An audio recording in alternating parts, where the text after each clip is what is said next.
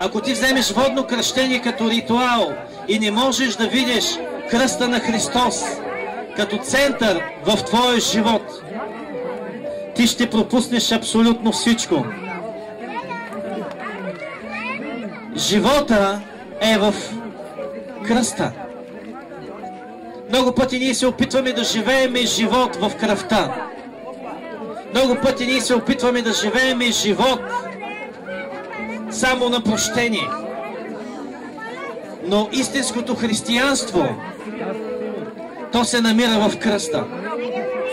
И ако ти не можеш да видиш водното си кръщение през кръста на Исус, ти не осъзнаваш какво правиш. Кръвта е предназначена за греха, но кръста, той е предназначен за грешника. Исус не каза: вдигнете кръвта и ме следвайте. Но това, което Исус каза: вдигнете кръста си. Отречете се от себе си. И елате и ме следвайте. Ние искаме благословенията на Христос без кръста.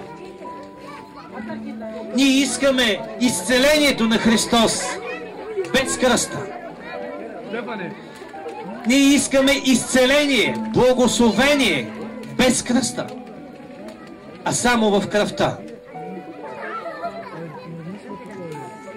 Няма спасение за никой от нас без кръста на Исус. Аз искам моето семейство да бъде благословено, но не искам да минавам през кръста. Искам да взема водно кръщение, но не искам да минавам без кръста. О, кръвта е окей. Кръвта на Исус ме очиства от всеки един грях. Това всеки един от нас го иска. Но Исус каза: това не е достатъчно. Исус каза, че ние трябва да се отречем от себе си. И ние трябва да вземеме кръста си и да го носиме всеки ден.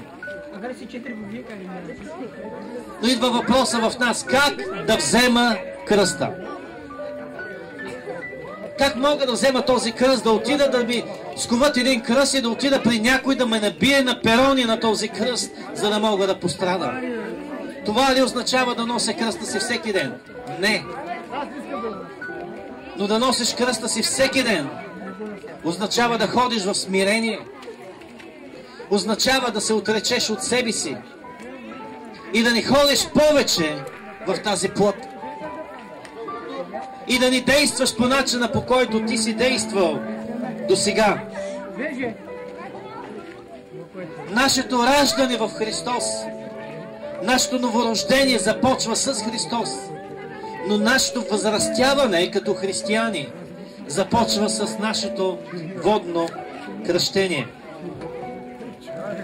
Знаете ли кой човек не може да съгрешава? Мъртвият човек не може да съгрешава. Именно поради тази причина тези, които взеха водно кръщение, аз им задавах един много основен въпрос в днескашния ден. Аз ги питах: вярваш ли в Христос? И следващото нещо, което ги карах те да кажат: аз осъзнавам, че чрез потапянето ми във водата, моят стар човек, моето старо естество, то умира. И когато излезна от водата, новият човек възкръсва да живее завинаги с Господа. Проблема, който ти имаш и се бориш с този грях и все не успяваш, и греха има контрол върху твоя живот, е единствено поради това, че ти не си умрял, но ти си все още жив. Водното кръщение представлява нашата духовна смърт, където старият ми човек, който купне, който иска да лъже, който иска да маме, който иска да краде, който иска да бъде лош към ближния, който иска да нагробява хората, който иска да прави зло, той умира в този ден. И когато излезеш от водата и когато старото ти естество умре, идва да живее новия човек. Новият човек, който идва да живее в тебе. Словото, Библията го казва, това е твоето новорождение. Новият човек не може да краде. Той не може да лъже. Той не може да блудства. Той не може да мрази. Той единственото, което може да прави, е да обича. Проблема, който имаш, е не си умрял още. Аз не говоря за нашата телесна смърт. Аз не говоря, че трябва да отидем да се удавим някъде.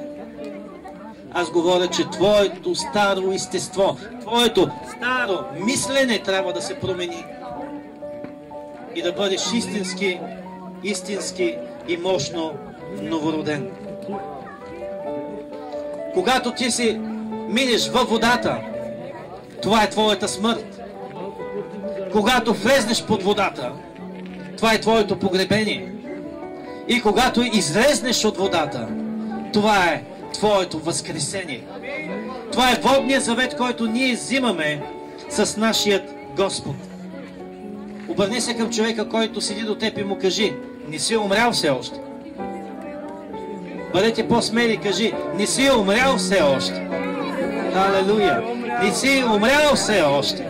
Това е проблема. Тази плът трябва да бъде разпъната, за да може Исус да живее чрез тебе и да бъдеш ново създание. Когато Исус влезна в гроба, Той влезна като синът на Мария.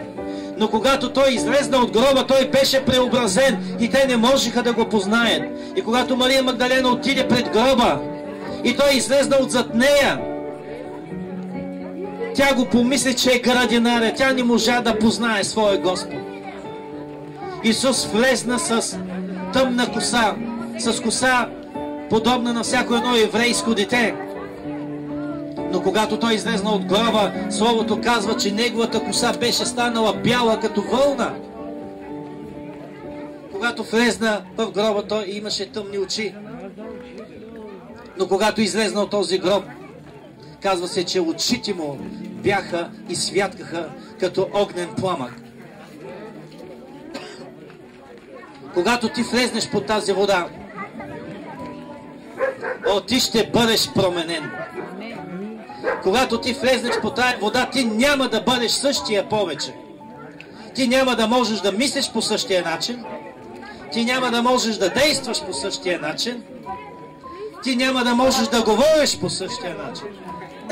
Защото ти ще бъдеш ново създание. Старото нещо премина, казва Словото. И ето всичко стана ново. Защо говоря за това нещо? Защото това, което вие взехте тази вечер, искам да имате разбиране какво представлява водното кръщение. То не е само умиване, но то е промяна на целият ни вътрешен човек. Няма никога да бъдеш повече същия. Много от нас искаме да живееме. Много от нас искаме да посещаваме църквата. Много от нас искаме Бог да ни изцели тази вечер. Много от нас искаме животът ни да бъде променен. Много от нас искаме Бог да ни благослови. Но никой не ще да умре. А Исус каза: ако житното зърно не падне в земята и не умре, то не дава плод. Така че ние трябва да вземем решение в нашия живот и да кажем: Боже, ела и вземи старото ми естество. Вземи стария човек, който копнееше сред греха.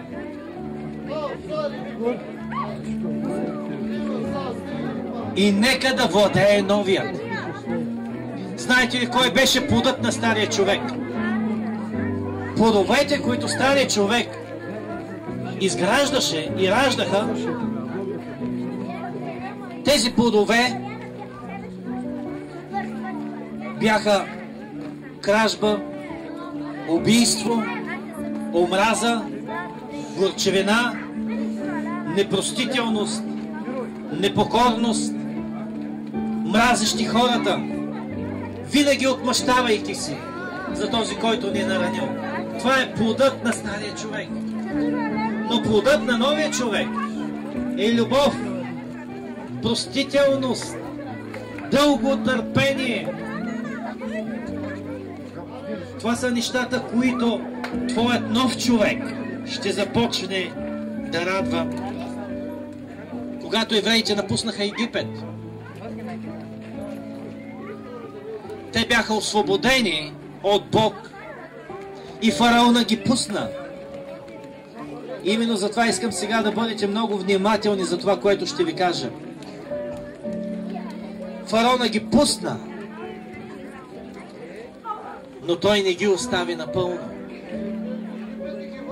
И той ги преследваше постоянно.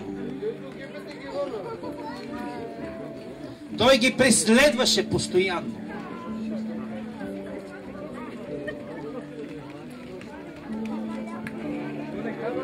Той не очакваше. Нито един от евреите не очакваха, че някой ще ги преследва. И тази вечер много от вас сте предали живота си на Господа. Тази вечер много от вас са направили завет с Бога. И те си мислят, че няма вече нищо да ги преследва. Но всички демони и всички дяволи, те ще те преследват независимо, че си свободен. И когато ние дойдем при Христос, вместо да отидем в най-долната позиция за най-издирвания човек на планетата, ти моментално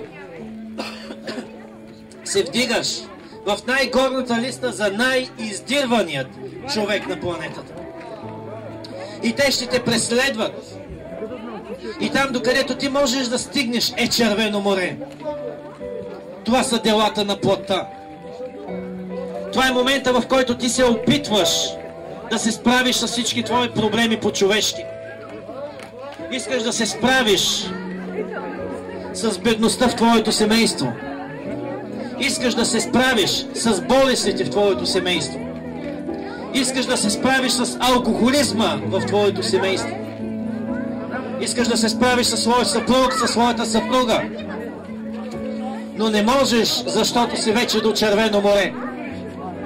Така че евреите бяха притиснати от едната страна Червено море, а от другата страна бяха египтяните. И те имаха нужда от свръхестествена намеса. И тогава се появи Господ. И когато Бог се появи, Той раздели Червено море за тях. И когато Той раздели Червено море, те минаха по морето като по сухо. Но този път те не се изцапаха в калта, понеже Господ Исус беше там с тях. Те не можаха да се изцапат в тази кал, защото имаха вече ново естество. Те имаха едно чисто ново естество. И след твоето покаяние, и след твоето кръщение, ти ще минаваш през същите ситуации. Но ти няма да можеш да се изкаляш повече, както би се изкалял преди. Защото ти няма да можеш да постъпваш по същия начин. Защото преди, когато си бил в тази ситуация, ти си казал, ще открадна. Но новият човек вече казва, не можеш да крадеш. Старият ти човек е казал, няма да бъда верен към жена си. Няма да бъда верен към мъжа си. Но новото естество казва, не мога. И сега отиваш в ситуация, където преди щеше да се изкаляш до уши, но сега не можеш. Защото не можеш да крадеш, не можеш да мразиш, не можеш да лъжеш, не можеш да имаш гняв в себе си. Не можеш да имаш горчевина в себе си. Защото имаш нова натура, имаш ново естество. Искаш, но не можеш. Защото вече Бог живее в тебе. Това става, когато ти приемеш водното кръщение. Става свръхестествена намеса в твоя живот и ти си вече различен. Ти вече не си същия. Но това, което е доброто, че когато те минаха през Червено море и Бог направи чудо за тях и морето се раздели на две, това е преобраз на нашето влизане във водата тази вечер. И когато последният евреен излезна от Червеното море, Бог затвори морето. И всичките египтяни се издавиха. Тези, които ги преследваха, всичките бяха издавени. Искам да ти кажа нещо тази вечер. Всяко едно нещо, което те преследва в твоя живот, ще бъде удавено тази вечер. Всеки един демон, всеки един дявол ще бъде удавен тази вечер. Всяко едно проклятие ще бъде удавено тази вечер. Защото когато Бог затвори водата, нищо не може да те следва. Има църкви, които вярват, че Бог ни е освободил от Египет. Но ние ще бъдем с Египет зад нашия гръб, докато отидем в небето. Нека да ви кажа нещо. Аз не го вярвам това нещо. Аз вярвам, че когато минеме от другата страна на морето и когато Бог затвори всичко, всички демони на ада ще бъдат издавени. Всички проклятия ще бъдат издавени. Всички твои неуспехи ще бъдат издавени. Всички твои болести ще бъдат издавени. И те няма да могат да те познаят. Дори и някой египтянин да успее да проплува Червено море, ти вече не си същия. Ти ще бъдеш преобразен в нова личност. И когато последният египтянин излезне, той изплува от морето и той тръгне да те гони. И когато той те види след малко, той се обръща към тебе и казва: братко, виждал ли си Митко? Виждал ли си Митко? Митко е пред него и не може да го познае. Защото това вече не е Митко, но това е прославения Димитър. Защото старото му естество е умряло в морето. И той вече е ново създание. И дявола не може да го види като стария Митко, в който е изливал проклятия, върху който той е изливал болести, върху който той е изливал недоимък, върху който той е изливал всякакви гадни и лоши неща. И той търси този Митко отново, за да може да излее всичкия си буклук обратно в него. Но той вече не може да го познае, защото Митко е от другата страна на водата. И той е прославен. И Божието присъствие е вече над него. След малко ние ще освободим олтара, за да можем да се молим за всички, които са нуждаещи. И ще се молим за всички, които са немощни. Но трябва да ви кажа едно нещо. Преди да получиш нещо от Бог, направи Бог номер едно в твоя живот. Защото това, което Бог ще гледа тази вечер, Той няма да гледа това, което ти на мен ще ми кажеш. Но Той ще гледа твоето сърце. И преди да отворя олтаря за молитва за изцеление, аз ще дам възможност тази вечер да се случи най-голямото чудо, което някога може да се случи. И това е чудото на новорождението. Това е чудото, когато Бог прощава всичките ти грехове. И ти можеш да станеш приятел на Господа. Божието Слово казва: ако някой вярва в мене, казва Исус, той има вечен живот. И всичките му грехове ще бъдат простени. И каквото и да поиска в мое име, то ще му бъде. Така че аз сега отварям олтара за всеки един, който иска да приеме Исус Христос като свой Господ и Спасител. Това е момента, в който можеш да направиш мир със своят Създател. Нека всеки един, който иска да приеме Исус Христос, да излезе напред. Това е момента, в който всичките ти грехове ще бъдат простени. Нека всеки един, който иска да направи мир със своя Господ, да излезе напред. И аз искам всеки един да почита това време. Защото това е невероятно време. Аз ще броя до 3 номер 1. Това е времето, в което Бог те очаква сега в този момент. Бог те очаква в този момент, за да направи мир с тебе. Няма нищо по-добро от това да бъдеш в приятелски взаимоотношения с Исус. И Той казва, всичките ти грехове ще бъдат простени. И ето го идва номер 2. Халелуя. Халелуя. Елате при мене, казва Исус, всички, които сте отрудени и всички, които сте обременени. И ето го идва номер 3. Всичките ти грехове тази вечер. Всеки един грях ще бъде изтрит от Божията книга. И от този ден нататък за те почва нов живот, където Бог няма да помни нито едно от твоите съгрешения. Олтара е все още отворен. Бог казва, елате, приближете се при мен и аз ще се приближа при вас. Днеска е ден за спасение. Може би за вас няма да има утрешния ден. Може би в утрешния ден няма да имате възможност да предадете живота си на Господ. Така че днес е ден за покаяние и за примирение с нашия Спасител. Така че аз ще ви помоля да вдигнете всички ръце. И аз ще ви водя в молитва на покаяние.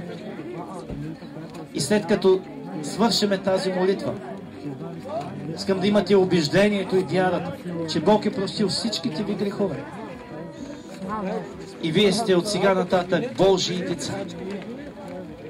Имате право да влизате и да излизате в Божието присъствие, когато си пожелаете. И насърчавам ви, ходете на църква, за да научите Божията воля там, как да се молите, как да общувате с Бог и как да получавате в молитва. Защото това е изключително важно. Библията казва, моите хора умират от нямане на знание. Нека да се молиме и повтаряйте след мене. Защото Словото казва, че човек със сърце вярва и се спасява. Но с уста прави изповед и се спасява. Повтаряйте след мене. Боже святи, аз идвам пред Тебе като грешник. И аз осъзнавам, че Ти си Спасителят на света, който Господ е изпратил да измие всичките ми грехове. Моля Ти се, Боже, прости ми греховете. Приеми ме в Твоето семейство. И от този момент нататък аз никога няма да бъда същия. Благодаря Ти сега, че прощаваш греховете ми. Отварям сърцето си за Теб. И те каня в моя живот. Ела и подреди новият си дом. В името на Исус Христос. Аз Ти благодаря. Амин. Нека да ги приветстваме с ръкопляскане. Добре дошли в Божието семейство. Добре дошли. Може да се пригърнете, да се поздравите. От сега нататък всички сме братя и сестри, защото имаме един баща. И нашия баща е Исус Христос. Алелуя! Алелуя! Бог да Ти благослови. Може да заемете местата си, след малко ще се молим за болните. Ще се молим за освобождение от демони. Ще се молим за разчупване на проклятия, на заклинания, на магии. Защото много от нещата и много от болестите, които имаме в нашия живот, те идват предимно от това. Но искам да ви кажа няколко думи преди да започнем молитвата. Може ли за тишина? Защото е много важно.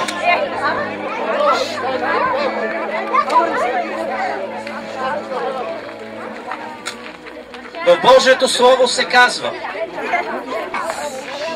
че там на кръста Исус отиде да понесе нашите грехове. Но на същия кръст, където беше пролята Неговата кръв и където бяха Неговите рани, Божието Слово казва, в Неговите рани ние сме изцелени. Не ще бъдете изцелени, но вие сте изцелени в раните на Исус. И ако можеш да повярваш, че в Неговата кръв ти получаваш своето спасение, редно е да повярваш, че в Неговите рани получаваш своето изцеление. Другото нещо, което искам да може да разберете, че вярата, която идва от тебе, е тази, която те изцелява. И когато идваме при Бог, ние трябва да идваме с вяра. И с дразновението, че Бог чува нашите молитви.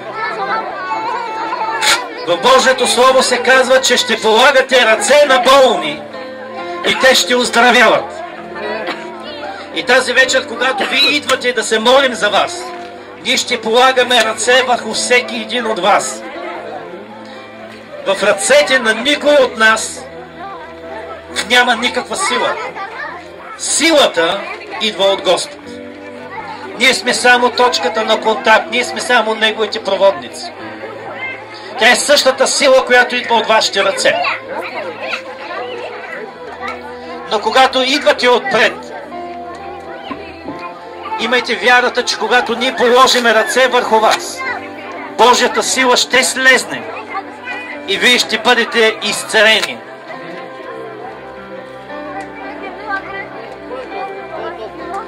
Но е важно да разберете, че нашите ръце не са специални. Изцелението не идва от нас. То не идва от никой от тези братя. Изцелението идва от Господ. Само Бог може да ви изцели. И Той казва, аз изпращам Словото си, което ви изцелява. Също така искам да имаме по време на тези молитви тишина. Искам по време на тези молитви да не се блъскаме, да не се бутаме, но да имаме респект към всеки един от друг. И да позволим на Святия Бог да работи между вас. И Бог да изцели всичките ви болести. Преди да започнем, ние ще пееме песен. Само една песен, с която ние ще се поклоним пред нашия Бог. Само една песен, в която ние да насочим цялото си внимание към Него. Така че не гледайте наляво, нито надясно, защото това е много специален момент. Много от вас могат да пропуснат своето изцеление поради това. Насочи вниманието си към Бог. Затова ще пееме песен, през което време да настроим себе си, да настроим нашите сърца, да настроим нашия дух към Бог. И всички тези, които приехте Исус Христос тази вечер и дойдохте в Божието семейство, искам да знаете, вие сте специални в очите на Господа. Вие сте Неговите най-любими деца. Искайте от Него и Той ще ви даде. Защото само Господ е този, който дава добрите дарове. Нека да затворим очи, нека да насочим вниманието си към нашия Бог и нека да пеем следващата песен.